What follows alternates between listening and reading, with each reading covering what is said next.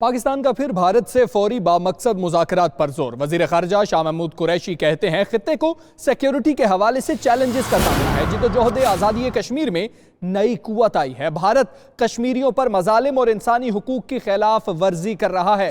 मसला कश्मीर के हल के लिए आलमी बरादरी की तवज्जो की ज़रूरत है। The abiding threat to the long-term peace and stability of this region emanates from the Kashmir dispute that has remained unresolved for more than half a century. India's continued denial of right to determination of the Kashmiris, which has been promised to them through the United Nations Security Council resolutions, and the blatant human rights violations in the valley have led to frustration among the Kashmiri youth.